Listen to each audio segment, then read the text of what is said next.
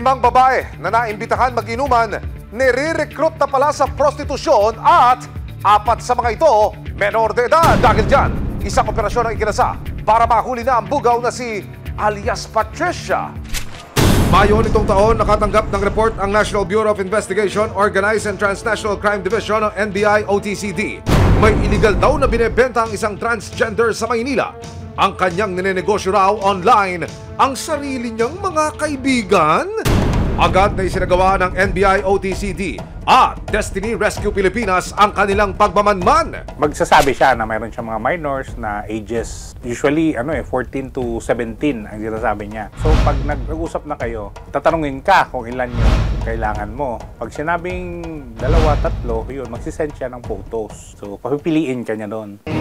Take your pick daw, ika nga, kapag may napili na ang customer, saka raw dadalhin ni Patricia ang kanyang mga kaibigan at alaga sa napagkasundo ang meet-up place. Ang offer niya is usual is 6,000 to 10,000. Kasi may finder's fee siya na 5,000. Parang cash on delivery. Pagka-deliver, doon ibibigay yung bayad. July 3, 2024, kasama ang resibo, ikinasa na ng NBI at Destiny ang isang entrapment operation. Si customer ngayon magsasabi kung saan yun dadalhin itong mga victims natin, itong mga babae. Nung next na order na natin, doon na natin tinuloy yung entrapment. Ang play, nag-book ng ladies ang mga asset kay Patricia. At your service daw agad si Patricia, kaya naman... Ayun, may prior engagement na dito sa subject yung Destiny Rescue. Ang meet up mamaya mga 5 o'clock. Dito sa Antipolo Street, corner, Espanya. Agad na tumungo sa Espanya sa Maynila ang buong team.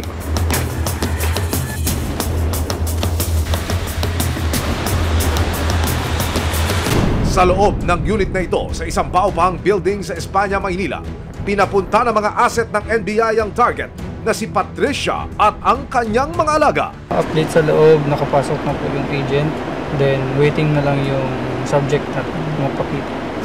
Sa kuhang ito ng resibo mula sa loob ng unit bandang alas 5 ng hapon, makikitang naghihintay ang mga foreigner na asset. Wala pang kalahating oras, dumating na si Patricia kasama ang 5 babae. Habang nasa loob na ng unit ang target na si Patricia, patuloy ang ginagawang monitoring ng mga asset ng NBI na nasa second floor ng parehong unit. Naka-standby naman sa isang eskinita malapit sa unit ang ibang miyembro ng team. Sir, ano daw sir ang balita dun sa loob po? Waiting na tayo sa signal na lang. Malapit na tayo mag-go. Nandun na daw sir sa loob po yung subject po. Yes. Ilang saglit pa, nagsimula na ang inuman kuno ng mga asset kasama ang mga kaibigang bit-bit ni Patricia. Si Patricia nakisali na rin sa happy-happy. Maya-maya pa, inabot na ng asset ang bayad na 3,000 pesos kay Patricia. Kunyak na ito para arestuhin siya.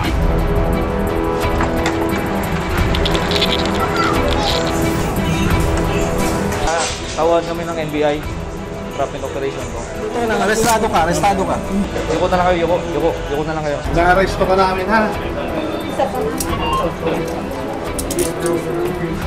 Pinuli ka namin sa kasong Anti-Online Sexual Abuse and Exploitation of Children Act, Anti-Trafficking in Persons Act, Anti-Child Abuse Law. May karapatan kang manahimik.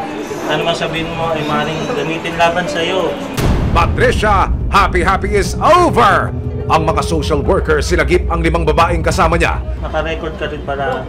Tapos ito yung mga nakuha naming mark money sa iyo ha.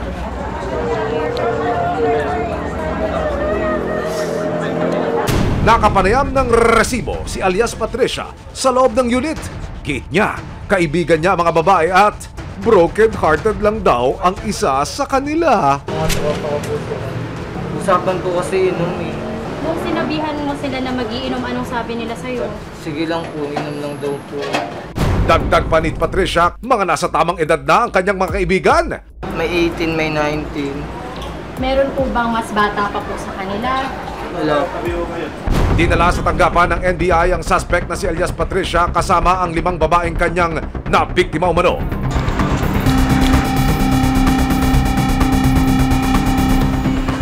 Dito sila inassess ng mga social worker. Hindi kami pinahintulutang makapanayam ang mga na-rescue na babae. Pero Ayon sa social workers, hirap ng buhay ang dahilan kung bakit sila sumama kay Patricia. Iba-iba sila po ng reason kung bakit sila na-involve dito. Meron pong kailangan ng panggatas po ng anak, meron na naaya lang po ng kaibigan, meron kailangan pong panggamot ng nanay. Ang dalawa naman, parang bait and switch ang nangyayari. Minsan ang sinasabi lang inuman lang, party lang, ganon. Tapos hindi alam ng bata na i-exploit na pala sila. Because they trust yung subject. sinubukan ulit ng resibo na makapanayam ang suspect na si Patricia habang nasa tanggapan ng NBI. Kailangan daw kasi niya ng pera para sa kanyang pag-aaral. Sabi mo kanina, para yun sa pag-aaral mo. Pati ba yung pati yung sa mga kaibigan mo, ganun din? May anak din po kasi sila. First time mo lang ba itong ginawa? As in first time? Kailangan lang sa pag-aaral. Pero, nang tanungin kung magkano ang ipinangakong bayad sa mga tinuturo niyang kaibigan niya, silent mode daw ulit si Patricia. Magkano na pag-usapan yung babayan sa inyo? Pinamedical na rin ang 5 babae. Pag in-examine kasi yung ipin ng ating mga bata, mache-check nung dentist natin kung ito ba ay minor or legal age na. Sa inilabas na dental certificate ng National Bureau of Investigation, Organized and Transnational Crime Division o NBI-OTCD, lumalabas na 4 sa 5 babaeng na-rescue noong July 3, 2024 ay pawang mga menor de edad pa. Ang naging basihan ng NBI-OTCD, ang unerupted third molars o yung hindi pa lumalabas na wisdom teeth ng mga menor de edad na karaniwang makikita na sa mga nasa legal na edad. Naku, Patricia!